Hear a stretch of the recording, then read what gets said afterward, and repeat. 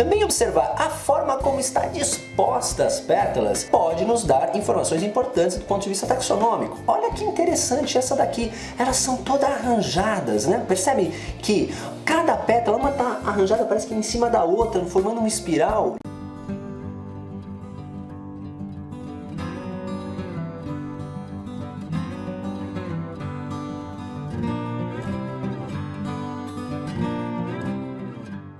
Olá pessoal, aqui é Rodrigo Polizel, eu sou biólogo com doutorado em botânica. Bem-vindo a mais uma videoaula do meu canal no YouTube. Hoje é um domingo, saí para passear com a minha esposa e não tem como tirar a botânica da nossa vida. Caminhando para lá, para cá, ao longo das ruas aqui de São Paulo, fomos pegando uma florzinha aqui, uma florzinha ali. Quando a gente viu, a gente já estava com quase 10 espécies e resolvemos trazer tudo aqui para casa e fazer essa videoaula para você. Portanto, vamos ver o que nós temos aqui e vamos conversar sobre o que há de mais belo na natureza, que são as flores. Bem pessoal, então o que nós temos aqui na verdade são algumas espécies de fanerógamas. E o que eu vou chamar a atenção para vocês nesse vídeo são principalmente características diagnósticas importantes para o reconhecimento de plantas olhando as flores. No meu curso Introdução à Taxonomia Vegetal, eu faço uma videoaula, 2 tópicos, de uma forma muito mais criteriosa, quais são os atributos, todos os caracteres que nós temos que observar em flores para classificar e que são evidentemente úteis na taxonomia. Mas, por exemplo, dessas que eu trouxe para vocês, a única monocotiledônea é essa Dietes iridoides. Por que ela é monocotiledônea? O que dá pra gente observar na flor? Que ela é uma flor trímera.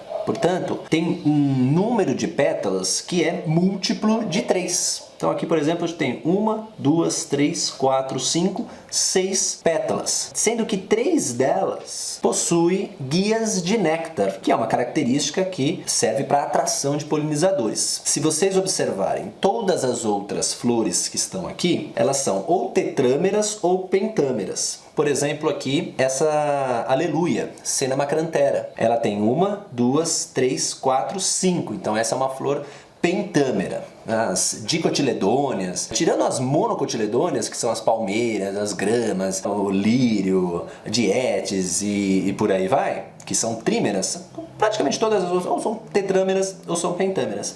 E aqui no caso da aleluia, que é uma fabácea, o que ela tem de interessante aqui, na verdade? Essa parte feminina da flor, né, o gineceu, ele possui um ovário súpero, que é essa parte feminina, até porque o que é o fruto da fabácea? É uma vagem, não é um fruto tipo legume. Então, quando houver a polinização, essa será a parte que vai hipertrofiar e formar aquele fruto que tem aquela vagem bonita. Então, inclusive, essa é uma característica interessante que serve também para a gente reconhecer as flores de fabácea. Então, essa é a aleluia. Tem uma outra espécie que eu trouxe para vocês de fabácea, que é essa Caesalpinia pulquérrima, é outra fabácea. Uma característica interessante, né, de muitas espécies de fabácea, principalmente da subfamília Caesalpinoide, que é uma subfamília dentro da família, que a família fabácea é uma família gigante. Tem a ver com o quê? Com a disposição das pétalas ao longo do plano, né?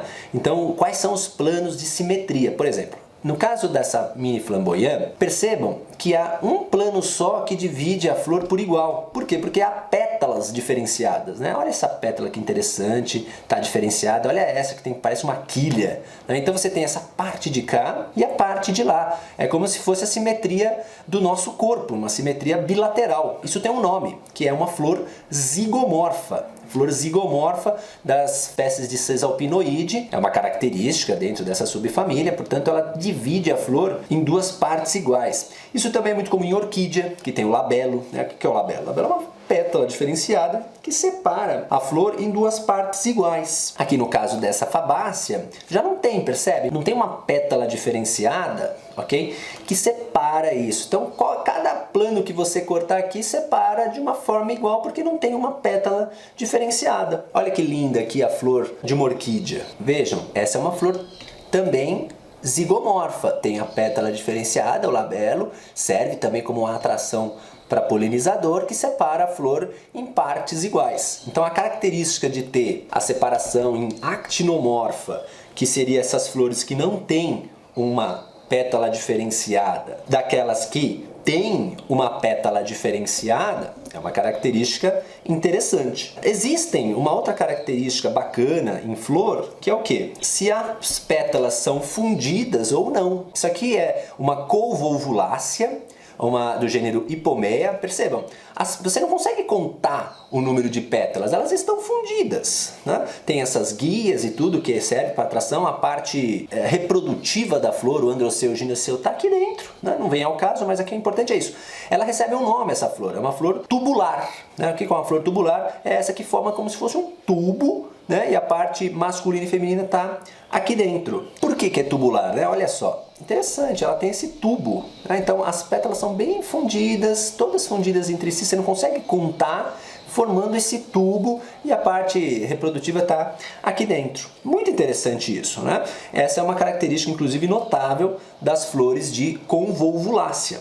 Uma outra ponta, né? Numa outra situação de variação de morfologia das pétalas, é essa pétala aqui do resedá. A flor do resedá, ela é uma flor que possui essas pétalas liguladas. Ela parece que tem um cabinho aqui, né, que sustenta a pétala, e depois ela tem todos esses recortes. É muito bonito, né? Então, olha aqui até, inclusive, o besourinho tem essas pétalas, portanto, com essa variação. As Litráceae, essa família Litráceae, tem uma característica interessante que outras famílias dentro dessa ordem possuem, como, por exemplo, Myrtaceae, né? Myrtácea, Litrácea é da ordem Myrtales, e essa ordem tem uma característica notável, que é o quê? Olha aqui os estames, que é a parte masculina. Existe uma característica na classificação de flores que é o quê? Número de estames em relação ao número de pétalas. Tem flores que possuem número de estames igual ao número de pétalas, então são isostemone. Tem flores que possuem número de estames o dobro do número de pétalas, que são aquelas diplostemônes, e aquelas que possuem um número de estames muito maior que o número de pétalas, que são as polistêmones. Essa é uma polistêmone, é uma característica diagnóstica importante, portanto, flor ligulada e polistêmone é uma característica que é muito comum das famílias das espécies de Litrácea, que é a parte feminina. Muito interessante. Uma outra flor ligulada é essa daqui, flor da acerola. Que linda essa flor, né? Também é uma flor ligulada. As pétalas, elas têm esse cabinho aqui e tem todo recortes no ápice. Também tem um número de estames maior que o número de pétalas, mas a característica, a sacada para reconhecer esse grupo, quando a gente observa as flores, está aqui embaixo. Olha só que interessante, na base da pétala tem essas glandulinhas, que são os nectários extraflorais. É uma característica de Malpighiaceae. Nectário extrafloral na base da pétala. Que loucura, não? Muito interessante. Você olhou, flor ligulada com esses nectários na pétala, é uma característica dessa família. A gente vai olhar as espécies nativas de Malpighiaceae, do gênero Myrsoníma, por exemplo, Banisteriopsis e outros gêneros que inclusive são muito comuns no cerrado. Essa característica também aparece. Também observar a forma como está disposta as pétalas pode nos dar informações importantes do ponto de vista taxonômico. Olha que interessante essa daqui. Elas são todas arranjadas, né? Percebe que cada pétala, uma está arranjada, parece que em cima da outra, formando uma espiral, lindíssimo, né? Essa pré-floração, que isso, claro, as pétalas elas estão organizadas desde a floração, da pré-floração, elas se abrem de um módulo organizado, e nesse caso aqui tem essa organização específica. Elas não são completamente justapostas como as outras. A parte da esquerda está abaixo da parte da direita, né? Então vai formando esse espiral. Essa pré-floração específica é típico da família Apocynaceae, né? Essa daqui é o jasmim manga, Plumeria rubra. É uma espécie exótica, tá aqui nas ruas de São Paulo, mas se vocês observarem as flores de várias Apocynaceae nativa, tem essa pré-floração imbricada, muito interessante, que é característico do grupo. Muito bacana, digno de nota. Olha que interessante aqui a azaleia. A azaleia, portanto, também é uma flor zigomorfa, ou seja, ela tem uma pétala diferenciada, que tem as guias de néctar. Então você separa a flor em dois lados iguais apenas, que é esse e esse. Então a flor zigomorfa tem sépala, tem pétala, elas estão diferenciadas, portanto são pétalas livres de modo geral. Tem a parte aqui do gineceu, o pistilo, e tem os estames aqui, né? Se eu for contar, tem 1, 2, 3, 4, 5, 6, 7, 8, 9, 10 10 estames, 1, 2, 3, 4, 5 pétalas, portanto é uma flor diplostemone. O ovário vai estar aqui embaixo, né? Então ovário ínfero, provavelmente porque está abaixo da inserção das pétalas. É uma flor azaleia, um grupo muito interessante, não é uma espécie nativa, é o gênero Rhododendron, muito bacana, é uma flor muito ornamental, muito bacana, muito bonita. Isso aqui parece uma flor, não parece? Você olha que bonitinho, tem as pétalas e tudo, né? Mas na verdade isso, gente, eu trouxe para mostrar para vocês uma exceção, né? Que é isso na verdade é uma inflorescência. É a inflorescência do girassol, da família do girassol, das asteráceas. Essa se chama capítulo, essa inflorescência, porque ela tem essas brácteas coloridas. Cada uma dessas características que vocês estão vendo aqui, dessas estruturas, na verdade são flores. Cada uma é uma flor. É uma flor reduzida, é uma flor que não tem pétala, não tem sépala. E, de modo geral, em alguns casos, os capítulos têm formas morfológicas muito distintas. Cada grupo, cada gênero de asterácea tem um capítulo diferenciado. Algumas têm as flores femininas para fora, as flores masculinas para dentro. E a maturação ocorre de uma forma desigual, para não haver autofecundação das flores. Muito interessante, isso é um capítulo digno de nota aí para mostrar para vocês. E a última, olha que interessante essa flor primitiva das Magnoliaceae. Por que primitiva, na verdade, né?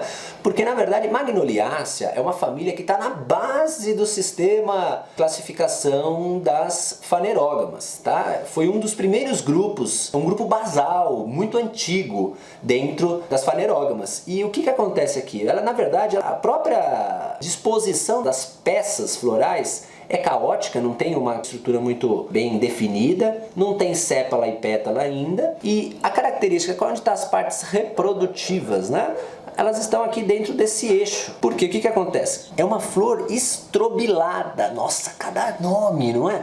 Mas por quê? O que acontece aqui? Como é uma flor na base do sistema, muito primitiva, ela ainda não tem a desenvoltura, digamos assim, e as peças florais que as outras que eu mostrei já estão bem definidas. O que acontece? As partes reprodutivas estão ao longo desse eixo. E os carpelos, que são o nome que a gente costuma dar para a parte feminina da flor, não estão fundidos. Não estão escondidos, eles ainda estão visíveis. Então lembra, inclusive, a estrutura reprodutiva até de um pinheiro. Se vocês olharem lá o pinus, que é um pinheiro, esse seria um estróbilo muito reduzido. Seria aí a transição do sistema, né? Na botânica, a evolução se dá de uma forma gradual. Então, a magnólia mostra, né, uma flor ainda primitiva, uma flor estrobilada, que as partes reprodutivas não estão fundidas. E o que isso se dá? Então, a polinização, aqui a parte masculina está em cima, a parte feminina está abaixo, cada carpelo está, portanto, não está fundido, está livre. E o que isso forma? Uma vez polinizados, o ovário vai hipertrofiar, ele vai se desenvolver. Vai dar origem ao quê? Olha aqui. Trouxe para vocês. Esse é um fruto imaturo da magnólia laranja, que é uma espécie exótica. E vejam que cada um desse é um carpelo. Cada um desse é uma estrutura feminina que foi polinizada e hipertrofiou. E dentro dele tem o quê? As sementes. Então, querendo ou não, isso aqui é um fruto composto, cujos carpelos, eles estão, digamos assim, livres entre si. De modo geral, dentro da botânica, o que a gente veio observando é que esses carpelos foram se unindo, né? Se a gente olhar, por exemplo, o fruto de um tomate, por exemplo, vocês estão vendo a foto aí, o corte do fruto de um tomate, ele tem as suas subdivisões, só que está tudo fundido num fruto só. Né? Então os carpelos se uniram, se fundiram, eles se encerraram ao longo de uma só cavidade, tem os óvulos dentro deles que dão origem às sementes, e no caso aqui não, aqui os carpelos estão livres e as sementes dentro de cada um desses frutinhos separados aqui. Portanto, é um fruto composto diferenciado. Que legal a botânica, né? Num simples passeio, coletando essas flores, conseguimos falar sobre estruturas florais importantes na classificação dos grupos, características diagnósticas muito relevantes dentro da taxonomia e que nos ajudam muito na hora de reconhecer nossas plantas. Portanto, fica a dica aí. Se você tem interesse de evoluir um pouco mais nesse estudo, aprender, porque veja, Ao longo dessa videoaula eu falo uma série de nomes técnicos que não tem jeito de fugir. O botânico adora dar nome para tudo. Então se você tem interesse em saber mais, eu tenho inclusive um curso extensivo, inteiramente online, rápido, direto ao ponto, muito bacana, que é o curso de Introdução à Taxonomia Vegetal. O link está abaixo do meu vídeo. Se você gostou dessa videoaula, não deixa de dar aquele joinha, inscreva-se no meu canal e compartilhe esses vídeos para seus amigos, compartilhe a botânica, compartilhe isso que é observar a natureza. E como eu disse no início da minha videoaula, flores, dos elementos mais lindos do meio natural e que a gente tem que apreciar. E essa videoaula serviu de base para você ter uma ideia um pouco mais sobre os tipos de flores, as características diferenciadas que existem nas flores dos diversos grupos botânicos. Muito obrigado, deixe seu comentário abaixo e até a próxima semana.